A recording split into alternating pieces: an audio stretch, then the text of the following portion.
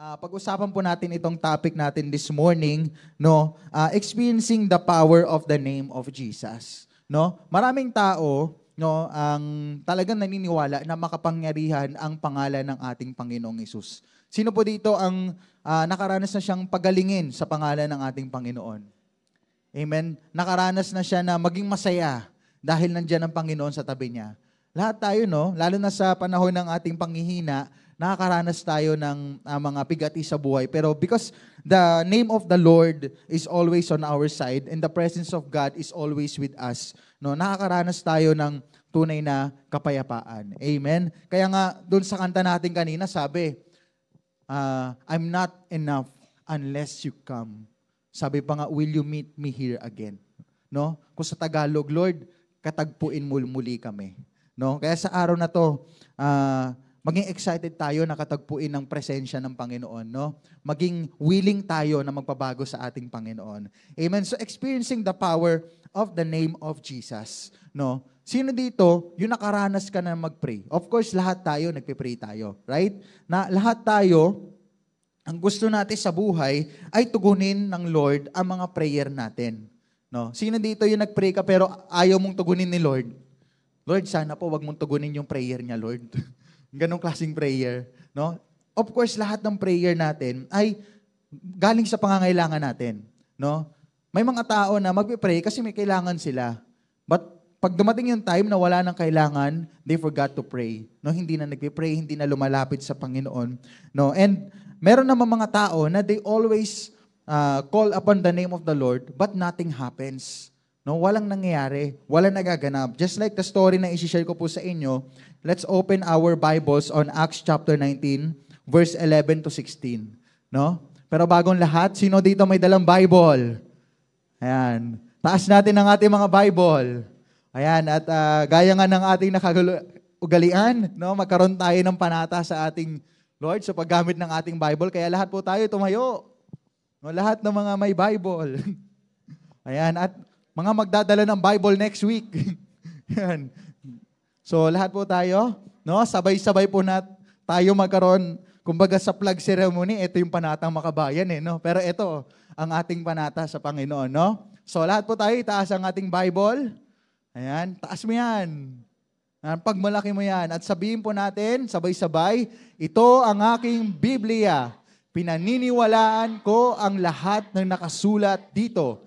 Sinusunod ko ang lahat ng ipinag-uutos dito. Ipinamumuhay ko ang lahat ng nakasaad dito. Ito ang aking Biblia. Binabago ako ng aking Biblia. Ito ang aking Biblia. Amen. Ayan. So, maaari na po tayong mupo. No? So, gusto ko lang pong i-share sa inyo, ito pong Acts chapter 19, verse 11 to 16. Ito po yung story na kung saan si Paul ay pumunta po sa lugar ng Epeso. No, sa Ephesus. At doon po, nagbaptize po siya ng mga tao na hindi pa nababaptize through the Spirit of God. No, kasi ang mga tao doon nakaranas lang, or ibang followers doon, nakaranas lang ng baptism in the water. No, nakaranas lang sila ng baptism ni John the Baptist. No, but they have never experienced to be baptized on the Holy Spirit. So may kulang, may something na kulang. And when Paul baptized every people, no, Paul laid their hands on them, no, at binaptize niya ang mga tao in the Holy Spirit, lahat sila nakapagsalita ng wika. No, lahat sila nakarinig ng tinig ng Panginoon.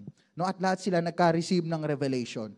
So ibig sabihin, kapag meron ka palang direct relationship sa Lord through the Holy Spirit, lagi ka palang may revelation. Tingnan mo yung katabi mo, sabihin mo, anong revelation mo sa araw na to? Anong mensahe ni Lord na nakuha mo sa devotion mo? Kaya pala every morning, no, kapag nagde-devotion tayo, let's always seek the power of the Spirit of God. No?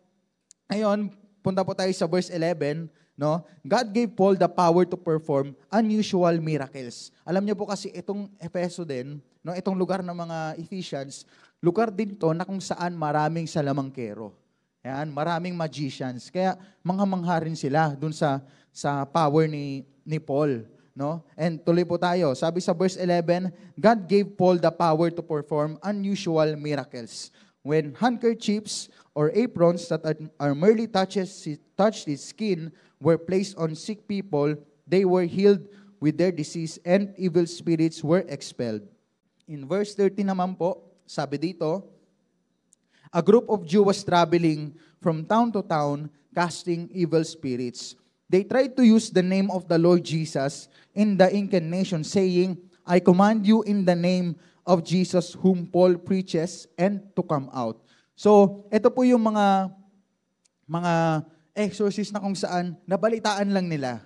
Actually, hindi naman nila talaga nakita, pero nabalitaan nila na ang pangalan ng Panginoong Hesus ay nakakapag-alis. No? Kaya ang sabi nila, sabi dito, I command you in the name of Jesus whom Paul preaches. No? Sa pamamagitan ng pangalan ni Jesus na pinipreach ni Paul, pinapalayas kita. Ganon. Ngayon, yung sinapian na yon, in verse 14, sabi dito, 7 sons of Sceva, a leading priest, were doing this. But one time, the evil spirit replied, no? I know Jesus. I know Paul. But who are you? Kilala ko si Jesus. Kilala ko si Paul. Sino ka? Yun, ganun yung sabi ng demonyo nung sinasapian sa kanya. Sino ka? Who you? Ganon. In verse 16, then the man with the evil spirit leaped on them, overpowered them, and attacked them with such violence that they fled from the house, naked and battered. No? Kumbaga, nung naapektuhan sila nung sinabi ng demonyo, no? Then the man with the evil spirit leaped on them, lumundag sa kanila, binugbog sila, no? At sa ending nga, inatake sila ng sobrang violence and lumabas sila sa bahay ng, sabi dito, naked and battered, no? Bugbog na nga, hubo pa. No? Ganong katindi. Kumbaga, sabi natin, bugbog sarado talaga, no? Kaya pala, ang buhay natin, kapag walang Panginoon, bugbog sarado din. Saan? Bugbog sarado sa gawa ng kaaway sa buhay natin. So, meron ditong sitwasyon na kung saan may mga taong gumagamit ng pangalan ni Jesus, pero hindi nagiging effective, no? Ngayon, habang binabasa ko to, sabi ko, Lord, siguro may kulang sa kanila kasi hindi sila kilala ng demonyo, no? Imagine mo 'yun, ginagamit mo yung pangalan ni Jesus pero hindi mo nako-command yung devil. So ibig sabihin, sabi dito, hindi kita kilala, no? I don't know you, sabi nga ng demonyo. Ngayon, sa Matthew 7, chapter 7, verse 21 to 23, gusto kong hapyawan ito, no? Sabi dito, not everyone who says to me, Lord, Lord, will enter the kingdom of heaven, but only the one who does the will of my Father in heaven. On that day, many will say to me, Lord, Lord, didn't we prophesy in your name? Didn't we drive out demons in your name and do many miracles with your name? Then I will announce to them, never I knew you. Depart from me, you lawbreakers. No? Sinabi niya, di ba ginamit naman namin yung pangalan mo para gumawa ng napakaraming himala? Di ba ginamit naman namin yung kapangyarihan mo? Nakapagpagaling nga kami ng may sakit eh. Kumbaga parang ganito yung nangyari. But sinabi ni Jesus, then I announce you to them, I never knew you. Hindi ko kayo kilala. No? At lumayo kayo sa akin. No? So, makikita natin doon sa binasa ko, dalawang klaseng sitwasyon. No, yung isa hindi kilala ng demonyo, yung isa hindi kilala ni Lord, no? Imagine mo ganun buhay natin, no? Para tayo nasa middle, no? Pero ang context kasi nito, ang Panginoon, kilala niya yung gumagawa ng kanyang kalooban, no? Ibig sabihin pala, hindi natin maluloko si Lord, no? Kahit sabihin natin na okay tayo sa harapan ng maraming tao, pero alam ni Lord yung kalagayan ng puso natin, no? Ngayon, tanungin mo sa sarili mo, kamusta ba puso ko? No, huwag mo nang tanungin yung katabi mo kung kamusta puso niya. No? Tanungin mo sa sarili mo, kamusta ba ang puso ko? Kamusta ba ang relasyon ko sa Panginoon? No? At the end of the days, kasi kanina, yung unang verse na binanggit ko sa inyo, present time yon, on the spot yon. Pero itong second verse na binanggit ko sa inyo is on the end of days to. Kumbaga, ito ay nandun sa panahon ng pangako ng Panginoon sa atin. Na kahit ginamit nyo sa lupa yung pangalan ko, hindi ko pa rin kayo kilala. Bakit? Kasi hindi totoo ang puso nyo sa akin. Ganon ang mensahe ng Lord. Kasi hindi nyo ginagawa ang aking kalooban. Makikita po natin ito na yung effectivity ng word or effectivity ng name ng Lord natin, it's very powerful. No, makapangyarihan 'yon. Pero hindi lang sa hindi lang sa maraming tao makapangyarihan eh. Ako naniniwala ako makapangyarihan din 'yan sa buhay mo. Makapangyarihan din 'yan sa personal na buhay natin, sa pang-araw-araw na journey natin, no? Kaya po, sa araw na 'to, how can we truly experience the power of the name of Jesus? No? Paano ba talaga natin magagamit ang pangalan ng ating Panginoong Hesus? Or ano ba ang mga kailangan nating iayos din sa ating mga sarili kapag tayo ay naglilingkod sa ngalan ni Jesus or pag ginagamit natin siya? So kailangan po natin sa umagang ito, hindi lang sa umagang ito, sa pang-araw-araw nating buhay, no, ang 4 na A, 4 A's. Unang-una po ay admit that we are nothing without Him. No? So, i-admit po natin na hindi natin kaya ang lahat ng bagay kapag wala ang ating Panginoong Hesus. No? Kung minsan, kinakaya natin ang isang buong linggo nang wala si Lord. Pero hindi natin kaya ng Friday, Saturday, Sunday. Kasi nga, yan na yung time na, malapit na yung Sunday. Kaya okay lang sa akin na bumalik ulit ako sa Panginoon. No? Pag Monday to Thursday, sige lang, go lang. Paano tayo? Pakasaya tayo sa buhay, no? In John 15, chapter 5, verse 5 to 7, sabi dito, I am the vine, you are the branches. The one who remains in me and I in him produces much fruit, because you can do nothing without me. Verse 6, if anyone does not remain in me, he is thrown aside like a branch and he withers. They gather them, throw them into the fire, and they are burned. You remain in me, and my words remain in you. Ask whatever you want, and it will be done for you. No?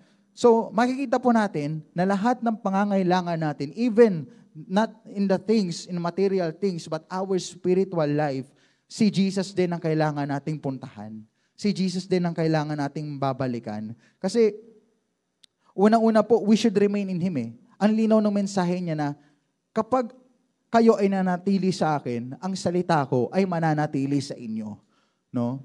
So, it is something na tayo yung gagawa para mapangyari.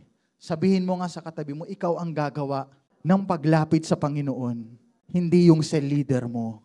No? Kasi kung minsan, pag may problema, gusto natin ng kausap, gusto natin ng karamay, gusto natin ng tugon agad. Kaya, pag may problema sa buhay, lahat tumatakbo sa Bombay. No? Kapag may problema sa buhay, lahat tumatakbo sa Tanduay. Mga ganon. No? So, ang dami nating tinatakbuhan na hindi naman nararapat para sa atin.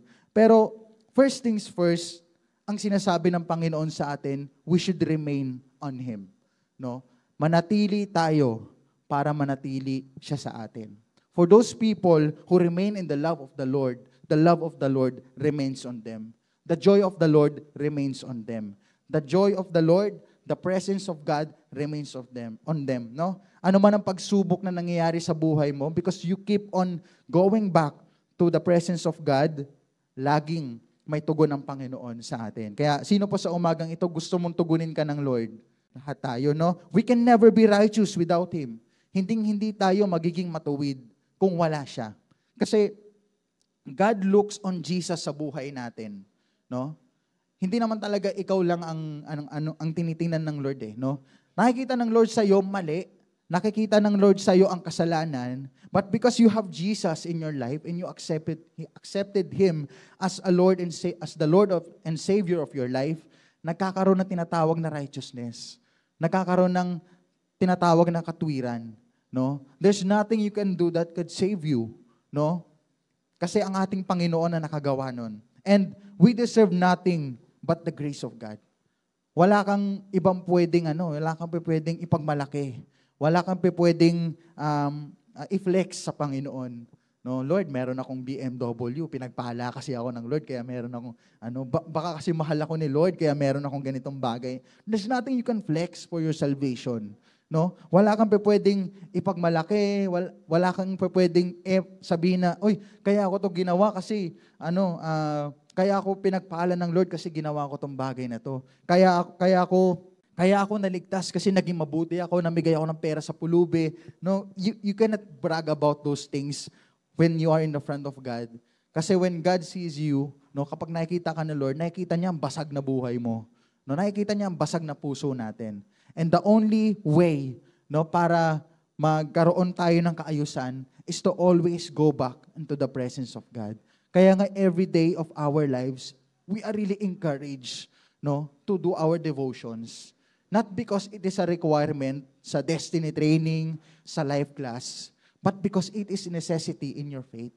No, it is necessary for you to hear and hear the word of God, to read the word of God. Kasi faith comes by hearing and hearing the word of God. No? Wala po nakita na faith comes by sleeping and sleeping and sleeping at 6 a.m. kapag nagde-devotion ka. No, wala pong ganon. No, because it's about hearing, no? Wala pong nakakadinig na tulog ka, no? Kasi lahat tayo may malay, no? Kaya nga hearing and hearing the word of God. Amen. Pangalawa po, no? After natin i-admit that we are nothing without him, the second is ask forgiveness for our trespasses. No? Hingi tayo ng tawad sa Panginoon. Why? Kasi every day of our lives, hindi natin alam kung ano yung nagawa nating kamalian. And sometimes, hindi tayo ganun kasensitive. But we must always come into the point na lalapit tayo sa Panginoon and we ask forgiveness. No? Kasi in Matthew 6:14-15, sabi dito, if you forgive people in their wrongdoings, your heavenly Father will forgive you as well. But if you do not forgive people, your Father will not forgive your wrongdoing.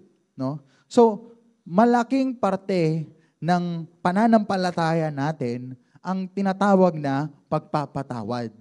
No? Sabihin mo nga sa katabi mo, pagpapatawad. Kailan ka ba usually humihingi ng tawad? Kapag mahal po yung presyo ng damit na bibilhin ko. No? Tawad po, te. Pwede pong tawad. No? Kailan tayo madalas nagpapakatotoo sa harapan ng ating Panginoon? If you forgive people in their wrongdoing, your heavenly Father will forgive you as well, is something na gagawin natin out of love. No? And sometimes, it is the hardest thing to do. Of course, I understand those people na maaring nandito ka and it's too hard for you to forgive this person sa buhay mo because he did a lot of bad things in your life. He did a lot of distraction, nasaktan ka, nahirapan ka, na intimidate ka, at hirap na hirap ka, no? Kung minsan ang pagpapatawad ay hindi sa ibang tao, baka sa sarili mo. Baka you did something in your life na hanggang ngayon minumulto ka pa. Tapos na yung Halloween pero may nagmumulto pa sa'yo, no? Yung nakaraan, no? It could be your sin. It could be something that you did to a person that you regret so much in your life, no? It could be your dreams na hindi mo na natuloy because you have made a wrong decision in your life, no? But here's the only thing that God said, forgive. For if you forgive people in their wrongdoing, your heavenly Father will forgive you as well. No, mararamdaman mo lang ang tunay na pagmamahal ng Diyos kapag natutunan mong humingi ng tawad at magpatawad ng ibang tao. Kasi maipapakita mo yun sa pamamagitan ng pagpapatawad. Kung talagang mahal mo ako at na-appreciate mo yung pagpapatawad ko sa'yo, hakbangan mo yung pagpapatawad mo sa ibang tao. Why? Kasi una sa lahat, there's an access and the way for forgiveness, and that is Jesus. No? When Jesus died on the cross, He's looking on our sins, no? When Jesus died on the cross, hindi naman talaga siya ang dapat singilin para doon, no? Kung titingnan natin human view, kasi tayo dapat nang singilin eh. Tayo dapat ang mag-suffer. Tayo dapat nang ipako sa krus. But because it is the plan of God for people to be saved. It is a plan for God na ikaw ay makakilala sa Panginoon, no? Tingnan mo yung katabi mo ulit. Plano kasi ni Lord para makabalik ka sa Kanya. Because it is the plan of God for Jesus, for us, to mankind, no? Binigay niya yung one and only Son niya no? And Jesus paid everything for us. Jesus took up our sins and dinala niya dun sa cross. At siya yung tumubos para sa atin. And habang pinapako si Jesus, there's one of the words na sinabi niya is, Father, forgive them, for they don't know what they are doing. Ama, patawarin mo sila. No? Kung tutuusin, pwede kang magtanong, bakit ako ang dumadanas ito, sila naman ang may mali. Pero sabi ni Jesus, forgive them, for they don't know what they are doing. Ibig sabihin, in times na si Jesus yung ape, yung nahihirapan, ang iniisip niya ay yung magkaroon ka ng forgiveness. Magkaroon ng grace para sa'yo. And we have to forgive to live. No? Kailangan magpatawad tayo para mabuhay tayo. Kasi ang hindi pagpapatawad, nakakamatay po yun. No? Nakakamatay po ng pangarap, nakakamatay po yun dahil sa sakit. No? Marami nagkakasakit kasi mabigat ang kalooban, masikip ang puso, no? Naka-cardiac arrest. No? Kasi ang dami-daming bigat sa buhay, ang dami-daming mga pinagdadaanan, and dagdag mo pa yung hindi pagpapatawad. So many people suffer because it's hard to forgive. People do suffer when people do not forgive. People do suffer when people do suffer when they do not let go of the things that binds them. No? Kaya sa araw na to, when we receive the power of the name of Jesus, when we receive the power of God in our lives, kailangan pala meron tayong papakawalan sa buhay natin. Meron tayong ihihingi ng tawad sa buhay natin. At meron tayong papatawaring mga mahal natin sa buhay. It could be your family, no? It could be your special someone, it could be your classmate, it could be your workmate, no? Kung sino man yan sa buhay mo, you have to set free from what binds you today. Amen. Number 3, dito na po tayo, no? Number 3 is that we should accept the love of God through Jesus Christ, no? Ito yung isang bagay at isang dahilan kung bakit hindi nila napalayas yung masamang espiritu in Acts, no? Kasi they know yung name of Jesus, they know na itong pangalan ni Jesus. Kaso ang problema, nabalitaan lang nila, no? But they do not have the right foundation, no? Sino dito yung in-invite ka sa church or kilala mo si Lord kasi nabalitaan mo lang? Ay, nabalitaan ko dito. Meron kasi mga ganito, nabalitaan ko sa church na to. May nagpapagaling, no? Marami pong ganon. Marami pong kakilalang ganon na nagsasabing, ay wala yan yung pastor niya sa pastor ko. Bakit? Kasi yung pastor ko nagpapagaling, napapanood namin sa TV. No? Meron pong mga nag-aano sa amin ng ganon. Sa akin personally, may mga ganon, ay yung pastor namin, kakaiba yun sa lahat ng pastor. No? May mga ganon. May mga ganon pang nababanggit. So sa akin, na lang ako, wow. No? Na lang ako, no talk na lang ako. Pero it's not about the pastor It's about their relationship with the Lord, no? Kasi when you do not have the right relationship with God, you will always brag about people. Tao lang yung pagmamalaki mo, but you will never tell about Jesus. Hindi mo siya yung pagmamalaki. Kasi ang foundation mo nandun sa tao, no? Kaya tayo hirap na gamitin yung pangalan ng ating Panginoong Hesus. Kaya hindi siya nagiging effective sa buhay natin kasi we do not understand our foundation. Alam mo ba kung saan ka nakatayo? Alam mo ba kung anong tinatayuan mo? Alam mo ba kung ano yung desisyon na pinaninindigan mo sa araw na to? When you decide to follow Christ, it's not about saying, Lord, susundan kita, Lord. No? It's about knowing Him. No? Hindi ka lang tatayo na sabi, oy, tinatanggap po si Lord. Pero kikilalanin mo, aalamin mo. Kasi yung buhay mo, ina-align mo sa Kanya, inilalagay mo sa Kanya. So, parang mag-asawa, di ba? Pag mag-asawa, kikilalanin mo talaga. Aalamin mo kung saan siya masaya, aalamin mo kung saan siya galit. No? Same thing. No? And that's the same thing that God wants us to have if you want to use His name. Kailangan kilala at nauunawaan natin siya. No? Kaya nga sabi, He is the way, the truth, and the life.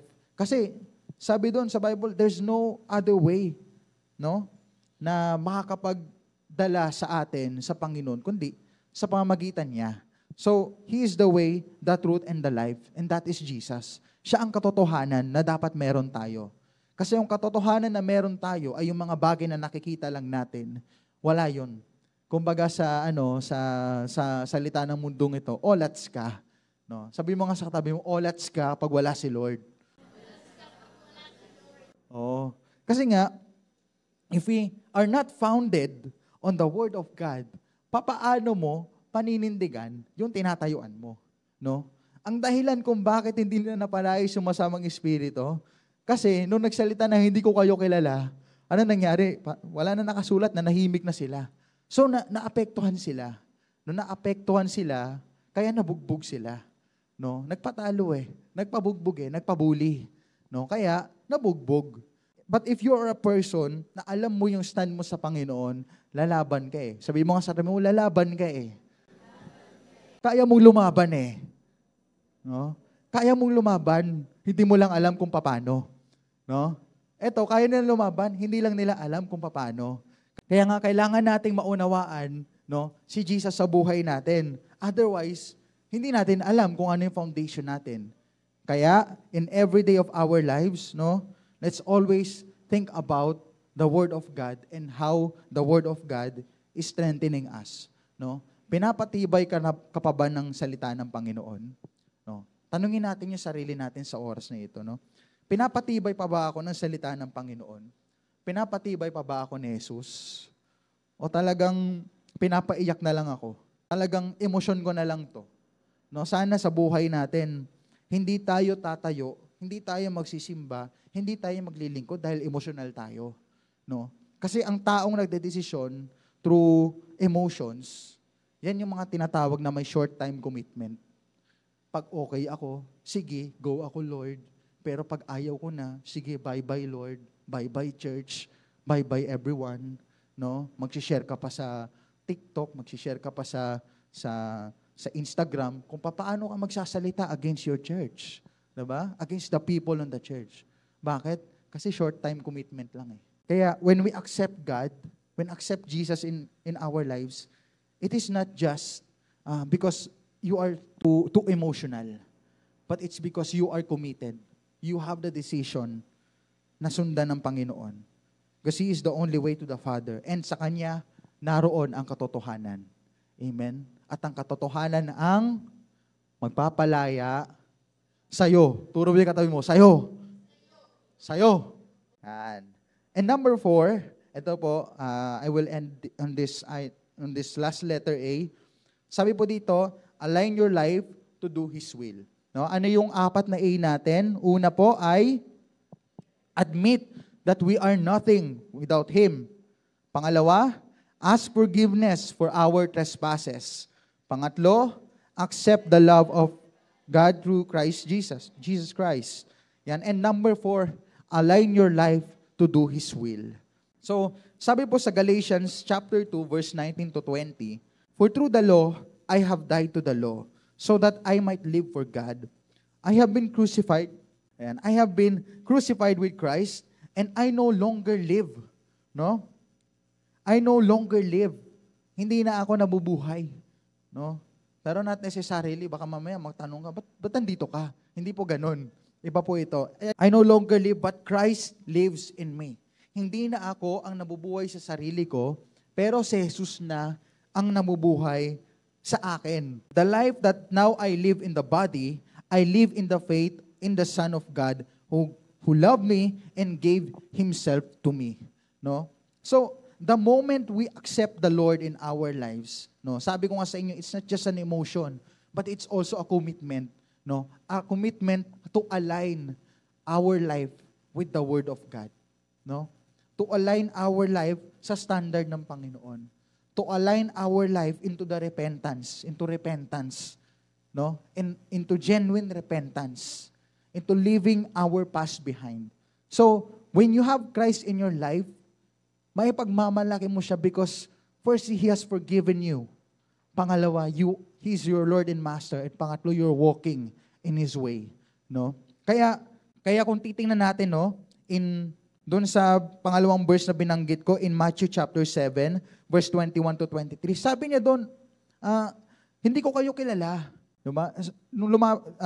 Ginamit namin, Panginoon, yung pangalan mo sa lupa. Ginamit namin, Lord, gumawa kami ng napakaraming himala. Pero sabi ni Lord, hindi ko kayo kilala. Lumayas kayo sa harapan ko. Depart from me. Ganon. Bakit? Kasi, sabi niya, malinaw in verse 21, not everyone who says to me, Lord, Lord, will enter the kingdom of heaven, but the only one who does the will of the Father, of my Father, in heaven. So, ibig sabihin, ang kilala ko ay yung mga taong gumagawa ng kalooban ko. Ang kilala ko ay yung mga taong tunay ang relationship sa akin. Sa paanong paraan? Kung madudugtungan pa yun, in verse 24, sabi, nung ginawa niyo ito sa kapatid niyo itong ganitong bagay, ginawa niyo rin to sa akin. If we do something good to our brothers and sisters in Christ, we're doing it for Christ. No? We're doing it to glorify God. And we forgive other people, hindi naman natin napapatawad si Lord eh. No? When we forgive other people, we show our love to God. No? Na ipapakita natin yung pagmamahal natin sa Panginoon. That's why it's very important that we align our life. Kasi hindi na tayo ang nabubuhay sa sarili natin. When we have relationship with Christ, it may not be the same approach. No? Hindi ka naman pag-push upin ni Lord kapag wala kang devotion. No? Sino dito pinag-push up ka nung hindi ka nakapagpasa ng devotion? Wala naman eh. Wala naman ganon, no? Kasi si Lord, sabi dito, and I no longer live. Kasi yung dating ako na makasalanan, yung dating ako na matampuhin, yung dating ako na laging nagre-rebelde, yung dating ako na hirap magpatawad, yung dating ako na magastos sa pera, yung dating ako na lasenggo, yung dating ako na babaero, yung dating ako na lakwatsero, yung dating ako na sugalero, yan, ang daming ero, no? Yung dating ako, inaalis kasi ng Panginoon yon. Bakit? Kasi it is no longer me who lives in me, but Christ lives in me. Ang tanong, sino ang buhay sa puso natin ngayon? It is still ourselves or it is God? No? Kaya po, we should nurture our relationship with Jesus. No? When you nurture your relationship with God, you will do something. May effort kang gagawin. You have to discipline yourself. And you also have to undergo to the discipline ng mga nag-guide sa'yo. Kasi walang taong naging excellent sa isang bagay nang siya lang mag-isa. Walang taong naging matagumpay nang hindi siya humahakbang sa pagsubok ng buhay. No? So nurture your relationship with Jesus. Unang-unang kailangang ayusin natin yung buhay natin spiritual. How do we seek God's kingdom and His righteousness? No? In Matthew 6:33, sabi doon, kung gusto mo lahat ng mga bagay na ito, unahin mo. No? Seek first the kingdom of God and His righteousness, and all these things shall be added unto you. Lahat maari ng mga pinapanalangin mo, maibigay ng Lord, pero first things first. Alamin ang kanyang kalooban at ang kanyang katwiran. Amen? Kilalanin mo muna si Lord. Kilalanin muna natin ang Panginoon na hinihinga natin, pinagsisilbihan natin. Kasi higit sa lahat ng bagay na ginagawa natin, higit sa lahat ng bagay na meron tayo, walang ibang pwedeng mag-satisfy sa atin kundi ang pag-ibig po ng ating Lord. Lastly, wala na tong kahit anong explanation at hindi ko na rin ito i-explain. Be willing as you follow the Lord. Kasi pag hindi ka willing, iiling-iling ka. Sabi mo sa katabi mo, pag hindi ka willing, iiling ka na lang. Gi-give up ka na lang. No? There are things na hindi mo kakayanin as you follow God, but you have to do it to glorify God in your life. Like what they said, first step will always be the hardest step. But when you step on it, that's the beginning of the history making of your life. Kaya sa araw na to, in our conclusion, more than knowing His name, we must understand His will in our lives and walk in His ways. Maaring ikaw yung tao na kilala mo lang si Lord, pero wala ka talagang maayos na relationship. Maaring ikaw yung klase ng tao na kilala mo si Lord, pero nahihirapan kang humakbang. Kaya sa oras na ito po, inaanyayahan ko po yung bawat isa na tumayo. Sabihin mo sa katabi mo, tayo naman. Tayo ka. Inaanyayahan ko po ang bawat isa na tumayo and let's reflect on our life. No? Kung kaya mong pumikit sa oras na ito at para makita mo yung buhay mo, makita mo yung mga bagay na nangyari sa'yo for this past few weeks, makita mo yung pagkakamali, no, maaaring maraming bagay yung nangyari sa'yo sa linggong to. At marami kang mga bagay na gusto mong gawin. Come on, church, sa umagang ito, I would like to encourage you na as we close our eyes in prayer, i-evaluate din natin yung ating mga buhay. And let's ask ourselves, do I truly serve the Lord? Do I truly love the Lord as of this moment? Do I really encounter God in this very moment?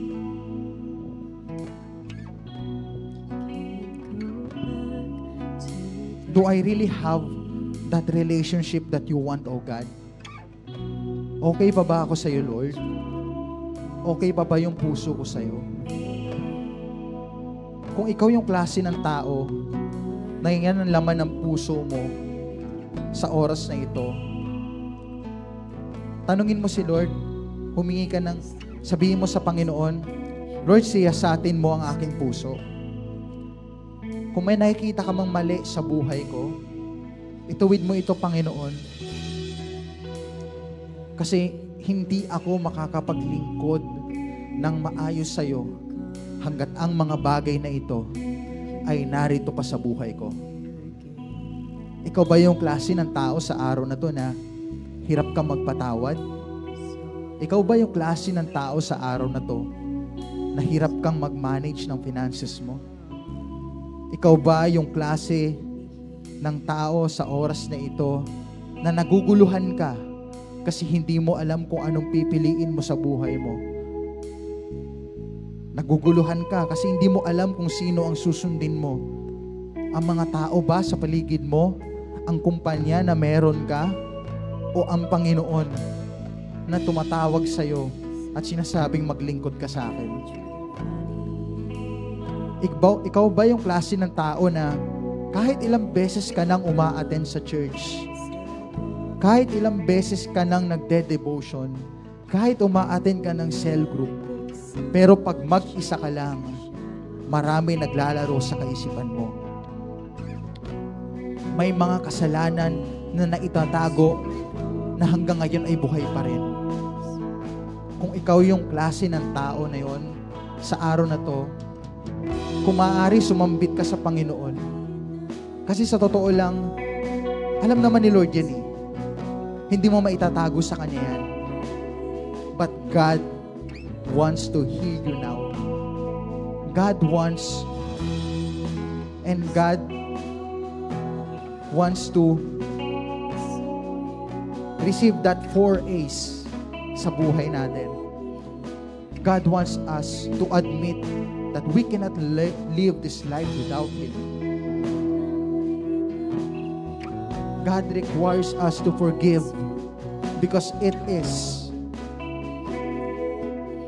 His design for us. God requires us to accept Jesus because it is the only way for salvation. And God wants us to align our lives before Him. Kasi it is the way to righteousness. It is the way to heaven. It is the way to the kingdom of God. It is the way to fruitfulness in life. Because in remaining in His presence, we can only found His love for us. Kaya sa araw na to, as we worship God, as we sing this song, let us just feel the presence of God. Let us just talk to God right now. Nais ng Lord na kausapin mo siya. And God wants to hear from you. And as we worship, let our hearts na maging malaya, na magpurit, magpasalamat sa Kanya. Come on, church. Let's talk to God. Walk down through the valley. Let your love rise above every fear. Like the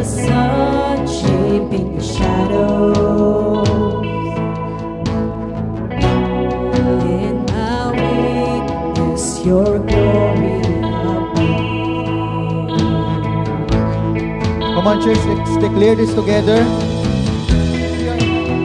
Not enough unless you come. Will you meet me here again? Lord, katagpuin mo muli ang aming mga puso sa oras na ito. It's all I Because it's you that we want, Lord. It's you that we desire, Lord.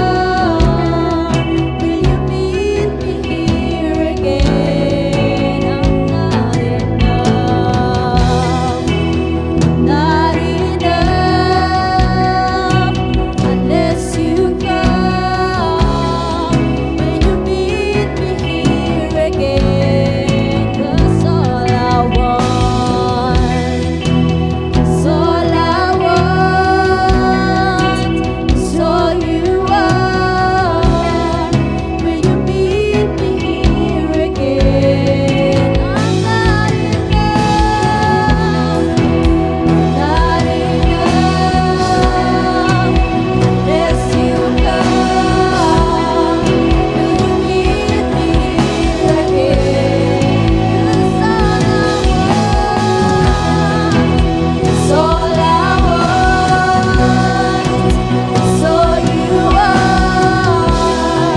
Will you meet me here again? I'm not enough, not enough unless you come. Will you meet me here again? 'Cause not for a minute was I forsaken. The Lord is in this place. The Lord is in this place. Come, Holy Spirit, darkness away. The Lord is in Come on, church, huwag kang papayag na hindi ka buhayin ng Panginoon sa oras na ito. not for a minute. Kaya mo na maging malaya ka sa Espiritu ng Diyos, na maging malaya na bumilos ang Spirit ng Lord sa buhay mo. Come on, church, let's desire for the Spirit of God in this place.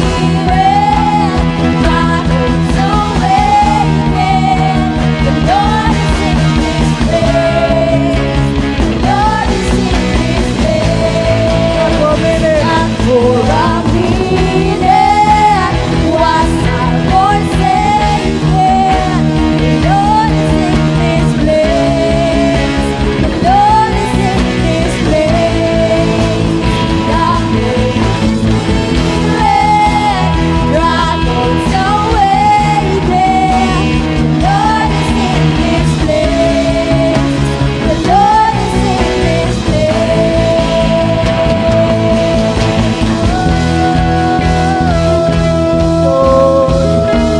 Let's continue to worship God. Pakawalan natin ang ating mga sarili sa Panginoon sa oras na ito. Prepare for and forgiveness in your heart.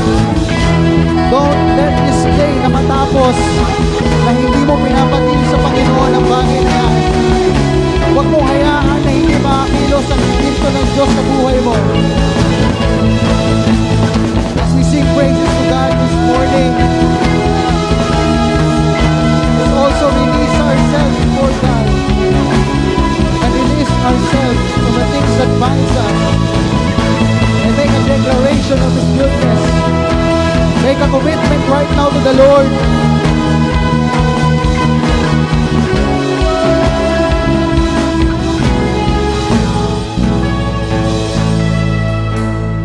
Truly, O God, we are nothing without you, Lord. We are nothing without your presence. And this morning, we are humbled down. We will humble down before you, O God, bringing all the things that we have in our hearts. Hindi namin natago ang aming pusong basag sa oras na ito. But we want to show this to you, O God, because we know that when we admit that we are broken, that's also the time that you are fixing our hearts, because you heal the wounds of our hearts and heals and give us another future, a good future that is from you, O God. Sa araw na to, Ama, You know the situations of every people in this place. And God, we ask and we beg for your mercy, Lord, that as we commit our lives before you, Lord, mangyayari din ang kalooban mo sa buhay namin. We believe, Lord, that in the power of your name, many lives will be fixed. Maraming buhay na maayos. Ang pamilya namin ay maayos. Ang relasyon namin sa mga tao ay maayos. Ang mga nasira naming pangarap ay bubuuhin mo pang muli, Panginoon. At ang aming mga spiritong nanlulupaypay ay muli mong bubuhayin. Because when the Spirit of God exists in our hearts, we will always have the joy and the fire in loving you, O God. That's why today, Lord, may your Spirit live in our hearts. May your Spirit dwell in our lives. And may the name of Jesus protect us and protect every family in every aspect of our lives. Maraming salamat, Ama, sa araw na to. Sa pangalan ni Jesus, natin magsabi ng